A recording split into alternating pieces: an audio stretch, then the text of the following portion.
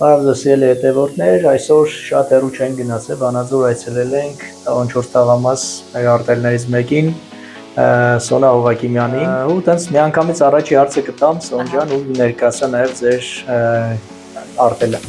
Ինչպես է ծնվել ձեր բիզնեսի գաղափարը, հա, իդեան, որտեղից հասունացավ։ Ահա, նախ շնորհակալություն եմ հայտնում նման հնարավորության համար։ Մենք ենք շնորհակալ։ Հետո անցնեմ արդեն հարցին։ Ուրեմն գաղափարը դեռ իմ հետ է ուսանողական տարիներից։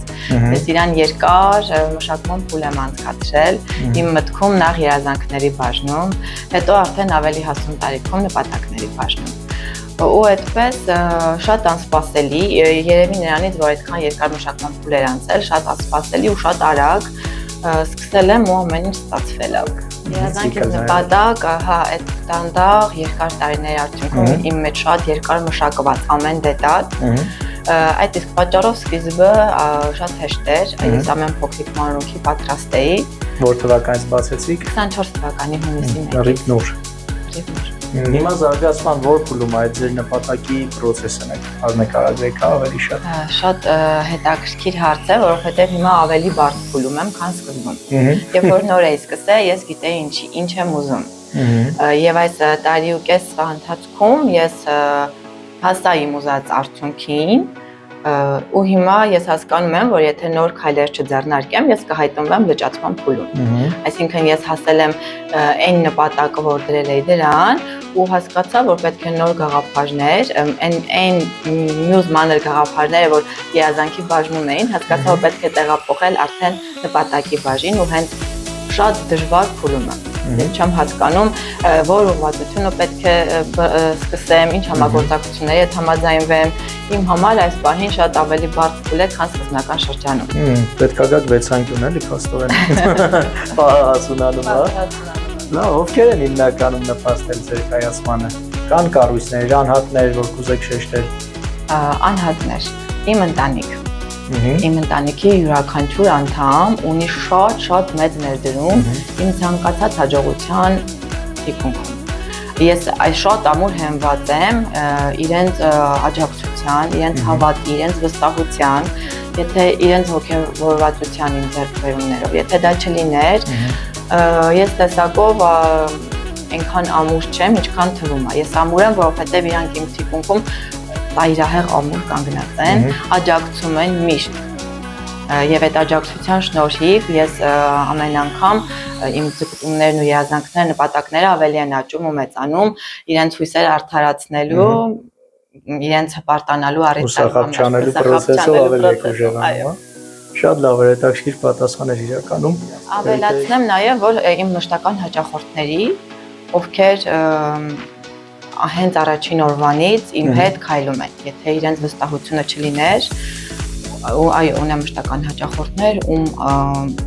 ում շնորհքն է նաև եւ որ ես այստեղ եմ այս պահին։ Իրենց վստահությունը իմ համար շատ կարեւոր էր, ես շատ շնորհակալ եմ իրենցից, որ մինչև այսօր ինձ վստահում են իրենց ամենակարևոր առիթների հագուստները, աքսեսուարները, դա շատ մեծ պարտավորվածություն է։ Հանդիպած ամենամեծ խնդիրը։ Առհասարակ խնդիրներին մի ուրիշ ձև եմ, ուրիշ տեսանկյունից եմ դիտարկում։ Ես չունեմ այնպիսի մի խնդիր, որ ասեմ ամենագլոբալն է եղել։ Ինչու՞, որովհետև երբ որ ես հանդիպում եմ մի խնդրի առերեսվում եմ, երբ զգում եմ, որ դա իմ ուժերից վեր է, ես անմիջապես բաժանում եմ մի քանի մասեր, որպեսզի ես իմ առաջ չունենամ գլոբալ խնդիր։ Ու սկսում եմ մանրակրկիտ ուսումնասիրել, որտեղից սկսեմ։ Օրինակ բաժանեցի 5 մասի, առաջինը սա կլուծեմ, հետո սա։ Դրա համար որպես այդպիսին գլոբալ խնդիր չեմ կարող այդ պահին նշել։ Առհասարակ խնդիրների նաև վերաբերվում եմ աճի հնարավորություն։ Եթե առաջացել է խնդիր, ու եթե ես կարողացա այդ խնդիրը լուծեմ, ես բնականաբար կունենամ աճ։ Հետևաբար խնդիրներից խուսափել պետք չի, խնդիրները պարզապես ճիշտ մոտենալ է պետք խնդիրներին։ Որպեսզի ավելի սենց պարզաբանված լինի, մի փոքրիկ օրինակ ուզեմ վերջի խնդրից հիշեք ու ոնց եք դա լուծել մասերի բաժանելով։ Վերջի խնդրից իհարկե օրինակ իմ համար հիմնական ամենամեծ խնդիրը ժամանակն է, ընտանիք, երեխաներ, 3 երեխա եւ համատեղել աշխատանքը։ Ու ես հասկացա, որ այլևս չեմ կարողանում պահպանել հավասարակշռությունը, ուղղակի անհնար էր, ու ամբողջ հոկտեմբերը գրեթե չեմ աշխատել։ մինչև տարի ու կես ես հիմա աշխատել եմ օրնի բուն, բայց ամբողջ հոկտեմբերը գրեթե չեմ աշխատել։ Ինքնուս արձակուրդ եք տվել։ Ինձ արձակուրդ եմ տվել ու անչափ շնորհակալ եմ հաճախորդներին, ովքեր են որ նումով են մոտեցել, սպասել են համբերատար, թեկուզ իրենց շտաբ գործերը իմ համար հարմարեցրել են, այսինքն համաձայնության են եկել եւ այդպեսով այն կուտակված խնդիրները, որ այլևս չեմ հասնում, այլևս անհնար է, ես մտածեցի այդ տարբերակով, այսինքն ես հիմա էլ մի փոքր կշեռքի նժարները խախտեցի, բայց արդեն այդ ձևով կարողացա լուծել են բոլոր հարցերը, որ իմ համար այլևս անհնարին է լուծելը։ Իսկ թվում էր այլևս ես չեմ հասցնում վերջ, պետք է փակեմ իմ գործը, բայց չէ, արագ հասկացա, որ մի բան կարելի է հաճախորդների հետ համագործակցել, ընդմիջում վերցնել։ Դա իմ համար առհասարակ ինչ գործը սկսել եմ, ամենագլոբալ խնդիրը աշխատանքի աշխատությունն է։ Հանգստի ռեժիմին անցնել։ Այո, եւ եւս մեկ խնդիր, որ իմ համար այս պահին գլոբալներից է եւ չի օգնում այդ մասնատումը, լավ թիմ հավաքել։ Ինչ խորհուրդ կտաք սկսնակներին, հա, լրիվ նոր սկսողներին, կարող եք ձեր ոլորտի մասով ասել, կարող եք ընդհանրապես։ Գլոբալ պատասխանեմ հարցին, ոչ միայն իմ ոլորտում, առհասարակ նախ պետք է շատ երկար մտածել ցանկացած գործ սկսելուց առաջ, ոչ թե վախվխել, ձգձգել, այլ պարզապես շատ մանրամասը մտածել։ Պատրաստ լինել եւ անկումներին եւ վերելքներին, որովհետեւ միշտ չի որ մարդիկ կործանվում են անկումներից։ Լիքը դեպքեր գիտեմ, երբ որ մարդիկ վերելքի ճանապարհին չեն կարողացել ճիշտ կառավարել հաջողությունները։ Հաջողություններից պետք է չարփել, այլ հակառակը ավելի սթափվել, որտեղ հաջողությունը կորցնել ավելի հեշտ է, դա շատ ցավոտ։ Պատրաստ լինեն հոգեբանորեն ամեն ինչի ու աշխատեն ամեն օր զարգանալ, նոր բան սովորել։ Եթե օրը ավարտվեց եւ ես մի տար մի բառ ավել չեմ սովորել իմ գործի մեջ, մի փորձություն չեմ հաղթարել, ես այդ օրը համարվում եմ չստացված։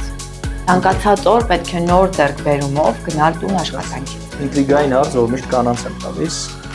Իդեպ կին ձեռներես, թե տղամարդ ձեռներես, որն ավելի հաջողակաց ձեզ ու ինչու։ Այս հայաստանյան մասշտաբով կարող եք պատասխանել։